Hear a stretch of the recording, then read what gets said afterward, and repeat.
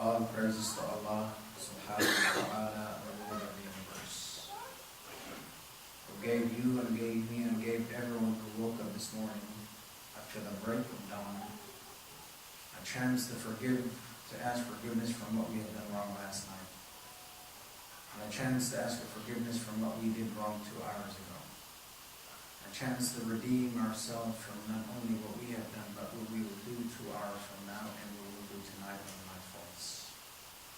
So many millions of people in so many parts of the world, on so many different levels of faith, some more pious, some less pious, some more righteous, some less righteous, some more obedient, some less obedient.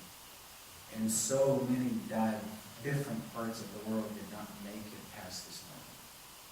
That Allah gave you and I a chance to be able to redeem ourselves and repent for our own mistakes and expose and present our ills, our hurts, our tragedies, and our pain to Him. Jalla Jalaluhu is one of the greatest blessings that He can bestow upon us. وَإِن تَعُدُّوا نِعْمَةَ اللَّهِ لَا تُحْصُوهَا وَأَسْبَغَ عَلَيْكُمْ نِعَمَهُ ظَاهِرَةً وَبَاطِنَةً يَخْلُقُ اللَّهُ مَا يَشَاءُ. Allah will create what He wants, when He wants, where He wants, how He wants. يَفْعَلُ اللَّهُ مَا يَشَاءُ. Allah who does what He wants, when He wants, where He wants, how He wants, to whomever He wants. He asks for no consensus. He asks for no agreements, no contract or signed. nothing is consulted upon. His might, his power, his majesty, his authority, his dominion is so profoundly big and so profoundly powerful that he, Jalla Jalaluhu, not only does what he wants, when he wants, where he wants, how he wants, but he does it knowing full well that it is in the benefit of the very people that he had created. يَهَبُ لِمَنْ يَشَاءُ إِنَاثًا. Allah gives girls whenever he wills. Some of you here may only have daughters. 3, 2, 1, 4. وَيَهَبُ لِمَنْ يَشَاءُ الذُّكُورَ. And Allah, he who gives boys whenever he wills. And some of you sitting here today may only have boys. 2, 3, 4, 5. أَوْ يُزَوِّجُهُمْ ذُكْرَانًا وَإِنَاثًا. And Allah gives them both to whomever he wills. And some of you may be a testimony to that. Some of you may have 2 and 3, 1 and 4, 3 and 5. وَيَجْعَلُ, and Allah makes مَنْ يَشَاءُ, whomever he wills, عَقِيمًا, bearing no kids. It's not that he just doesn't have a child now. It's that the divine decree of Allah spells out that he shall never become a father. He shall never know what fatherhood is like. He shall never see his own flesh and bone running around. No one on earth till the end of times should ever call him daddy and father. It's not that she's just not a mother today in 2015, but the divine decree of Allah is that she shall never know what motherhood feels like. She will never be able to taste what it feels like to be called a mother. And so that is done with completely. It's just not now, but it's at the end of, till the very last day, Allah has decreed that she will never become a mother. وَيَجْعَلُ, so then he makes مَنْ يَشَاءُ, whomever he wills. And that could be the stories and narratives of perhaps some of us sitting here today. He makes whom he wills عَظِيمًا. No, will never become a father, will never become a mother. And it always reminds me of something of a brother I did so many years ago.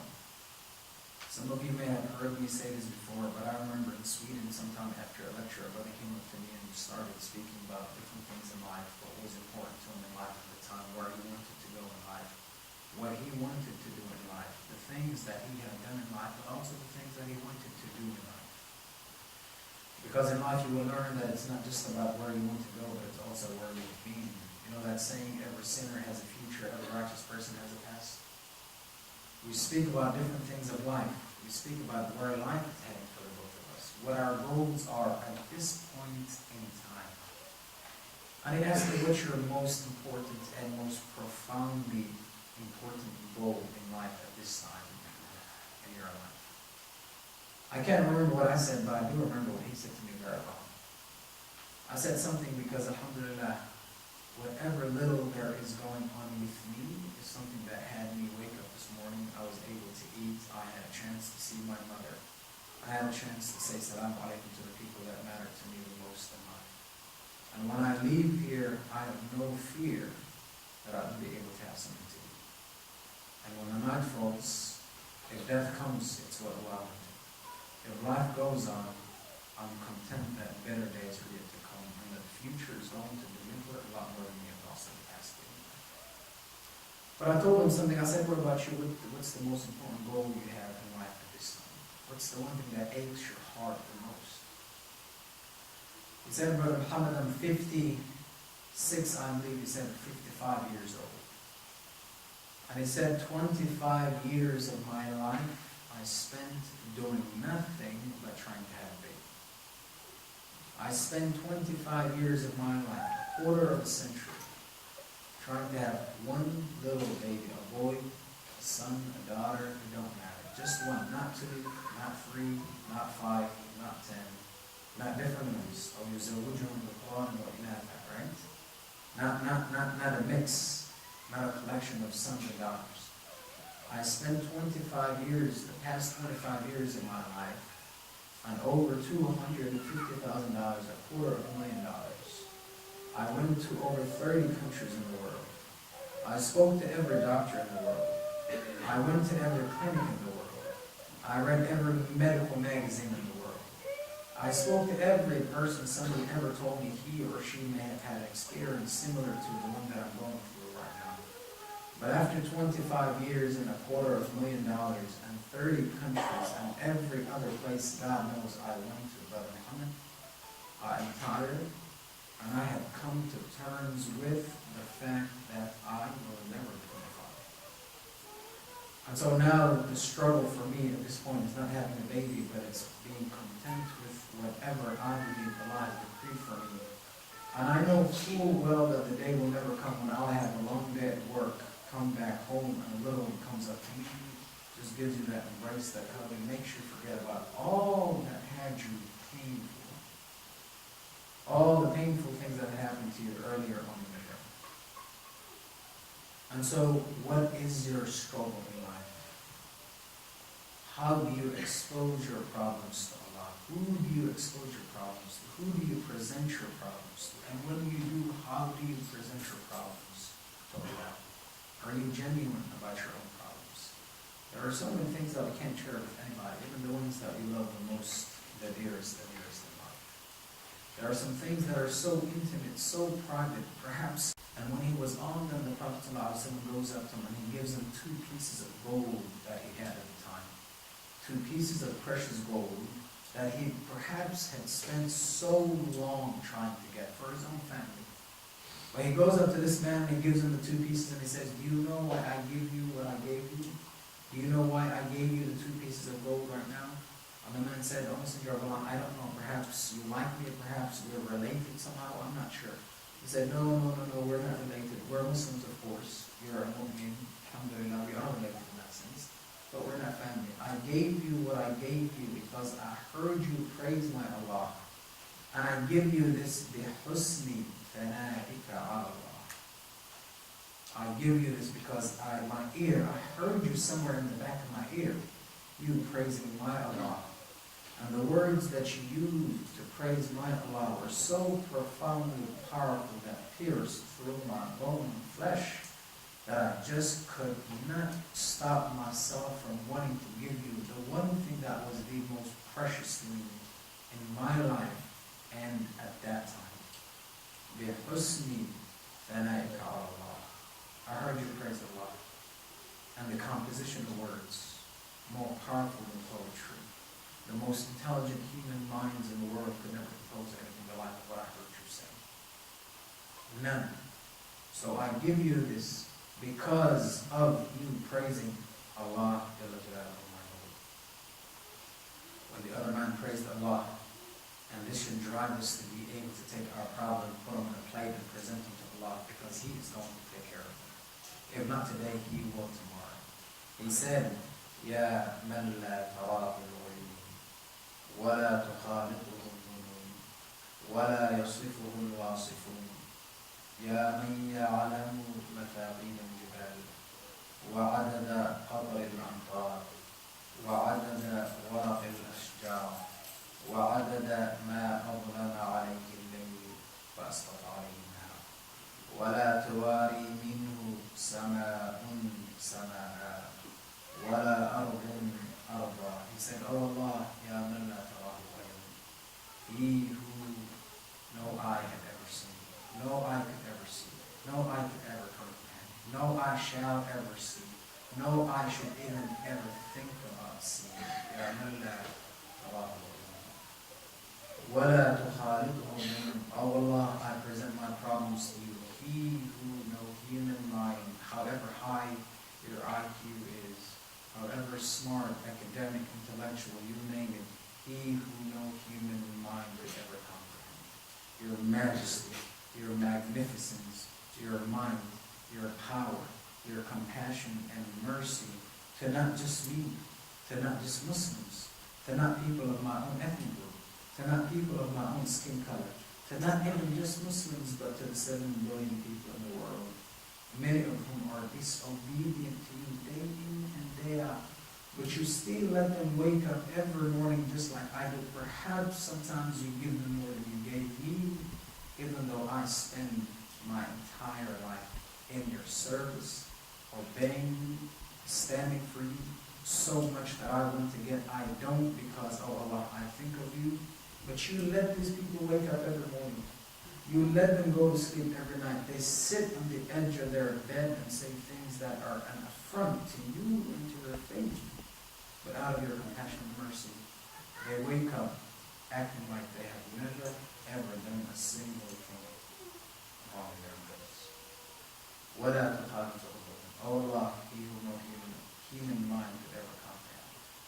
وَلَا يَصِفُهُ Al-Wasifun, O Allah, whose description is so profoundly gorgeous that the greatest poets of the world, the greatest composers of the world, the most articulate people of the world, the greatest minds of the world, the greatest, the intellectual community in the world, the smartest academic in the world, O Allah, whose description, because of how powerful and beautiful it is, none of these people could ever compose anything that would speak even a tiny fraction of what you actually are, a description of your power and majesty. وَلَا يَصِفُهُ الْوَاصِفُونَ يَا مَنْ يَعْلَمُ مَثَاقِيلَ الْجِبَالِ O Allah, who knows about the weight of every single mountain in the world, every single hill in the world, not the ones here in Columbus, not the ones in America, not the ones in this universe, the ones in the other universes that we don't know about now, that we will know about sometime in the future, but also the many hills and the many mountains tucked away so deep in the lush green landscapes of places we will never ever go to. Ya man ya'lamu mathaqil al-jibal. Every single weight of every single hill, of every single rock, every single mountain, any given place in this universe, and the many other universes, O Allah, that you know about. وَعَدَدَ قُطْرِ الْأَنْفَارِ O Allah, who has counted every single drop of rain that fell from the day of Adam a.s. to this day, every single drop of rain that will fall to the very last day. And it's just not the raindrops fall, but after they do, O Allah, He who decides how much of that is going to go into the river, how much of that is going to go into the lakes, how much of that is going to go out into the oceans, how much of that is going to be the water that go into the roots of the very plants that feed us and sustain our lives here on earth. Oh Allah, there are so many trees on earth.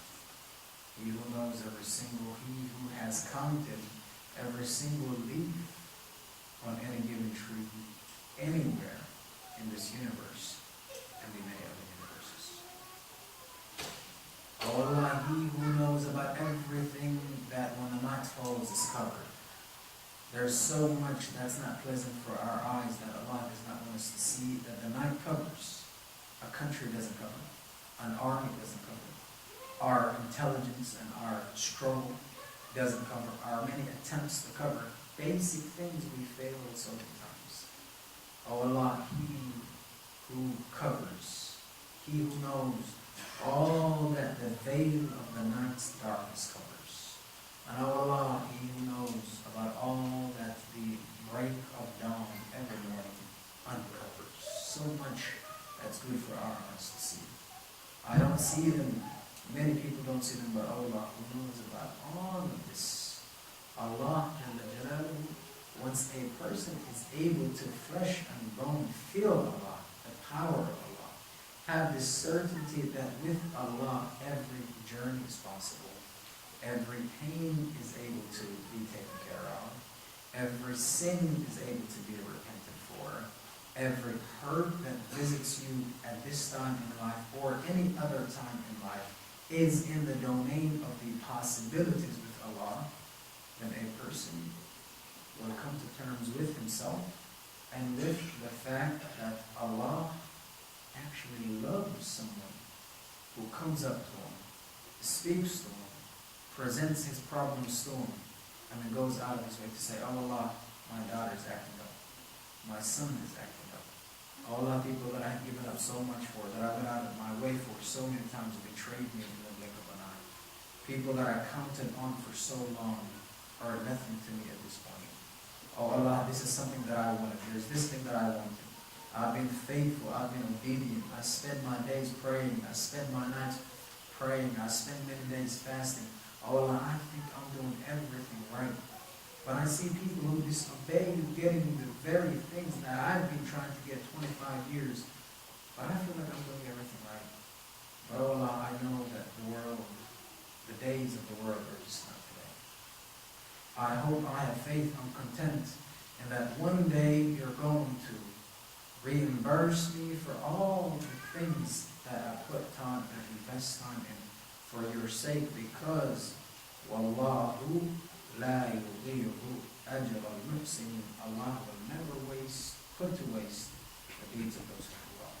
أقول ما تسمعون وأستغفر الله لي ولكم إنه هو الغفور الرحيم.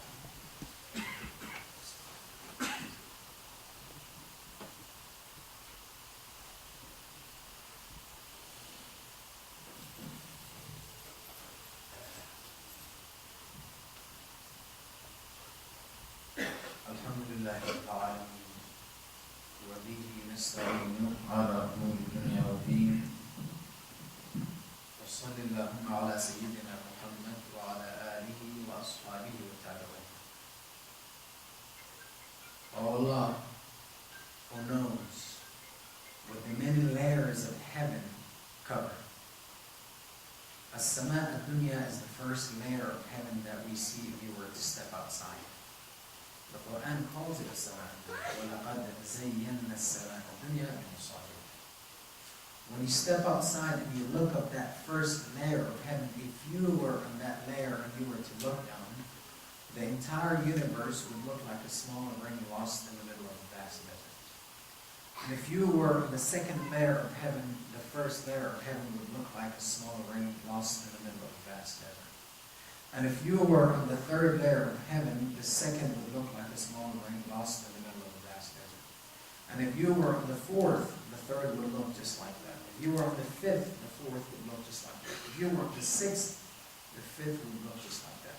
If you were in the seventh heaven, the sixth would look just like that. And then above the seventh heaven is the arsh of Allah, the throne of Allah, the majesty of Allah, the magnificence of Allah, the might of Allah, the throne of Allah. From the throne of Allah, the seven heavens, the earth with its layers, all the space in between, everything we know, everything we don't know, everything that ever was, everything that ever shall be, everything combined from the throne of Allah looks like a tiny ring lost in the middle of a vast desert. وَلَا تُوَارِي مِنْهُ سَمَاءٌ سَمَاءً وَلَا أَرْضٌ أَرْضًا. Allah knows about what's hidden on top of the seventh layer. Allah knows who is on the fourth layer of heaven. Allah knows what sits 50 million feet down below where I stand right now. Allah knows all about this. Finally, we're speaking about presenting your problems to Allah. We're speaking about presenting them in a way that is so truly humble. In a way where you go all out, is put to the rest. You leave those at the door. And when you speak to Allah and you stand in front of Allah, or you sit or you lay down or you prostrate, whatever it is that you do, no problem is too little or too big. The greatest of mistakes that you shall ever do, the compassion of Allah is far greater. The greatest of sins you will ever commit, the mercy of Allah is far greater. The worst places that you've ever been to, the other blissful spaces that Allah has in store for you are way more, billions of times more. And Al-Imam Shafi'i said, when you seek from Allah, how do you do so? He said, وَاسْتَرْزِقِ اللَّهَ فِيمَا خَزَائِنِهِ فَإِنَّ الْأَمْرَ بَيْنَ الْكَافِ وَالنُّونِ إِنَّ الَّذِي أَنْتَ تَرْجُوهُ وَتَأْمُلُهُ مِنَ الْبَرِيَّةِ مِسْكِينٌ ابْنُ مِسْكِينٌ. He said, وَاسْتَرْزِقِ اللَّهَ فِيمَا خَزَائِنِهِ. When you seek not only about problems, not only help with your problems, but when you seek for more, when you seek Allah to put barakah and blessings in what you have, all of these things, seek from the treasures of Allah. فِيمَا خَزَائِنِهِ. What's in the treasures of Allah? وَلِلَّهِ خَزَائِنُ السَّمَاوَاتِ وَالْأَرْضِ. The treasures of the heavens and the earth belong to Allah. The space between the heavens and the earth belongs to Allah. Every single penny on earth belongs to Allah. Everything that goes right is by the permission of Allah. Every great affluence and wealth somewhere in the world is given by Allah. وَاسْتَرْزِقِ اللَّهَ فِيمَا خَزَائِنِهِ because وَلِلَّهِ خَزَائِنُ السَّمَاوَاتِ وَالْأَرْضِ. You seek from the treasures of Allah. Why? Because فَإِنَّ الْأَمْرَ if you seek something, if there's something truly hurting you deep inside right now, if your son, you've tried so much to be able to bring him to the masjid, even once a week, but something is going, something is wrong, you're just not sure. If there are family problems, if the finances are not right, if you want to pray 5 times a day, but you find yourself praying 3 times a day, but deep inside you're a good person, you truly want to become a better Muslim. You truly want to be able to be the one that leads his wife and kids in prayer. But so many times something happens. You don't know what it is, but something happens that just makes you fall short.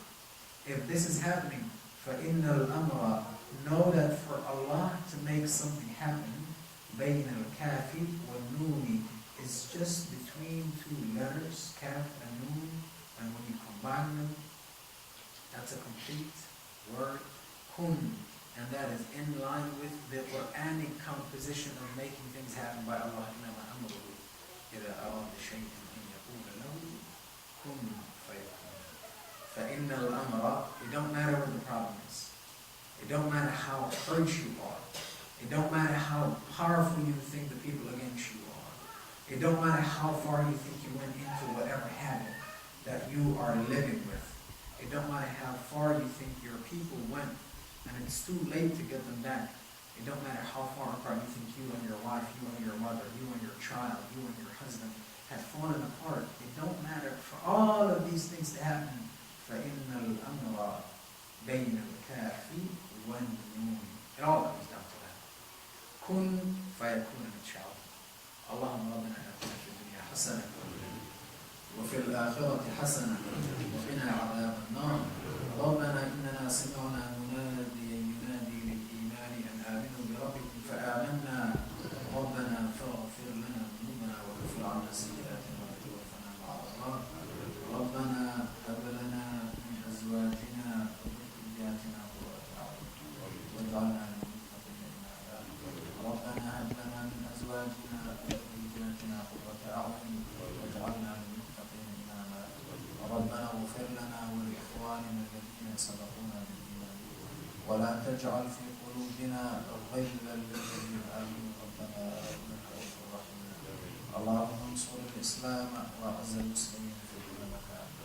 اللهم أصلح أمور المسلمين في كل مكان. اللهم أصلح أمور المسلمين في كل مكان. اللهم أصلح أمور المسلمين في كل مكان. اللهم إنا نسألك عيش السعداء وموت الشهداء. اللهم إنا نسألك عيش السعداء وموت الشهداء. اللهم إنا نسألك عيش السعداء وموت الشهداء. اللهم إنك عفو كريم تحب العفو فاعف عنا. معاشر المؤمنين إن الله يأمر بالعدل والإحسان وإيتاء ذي القربى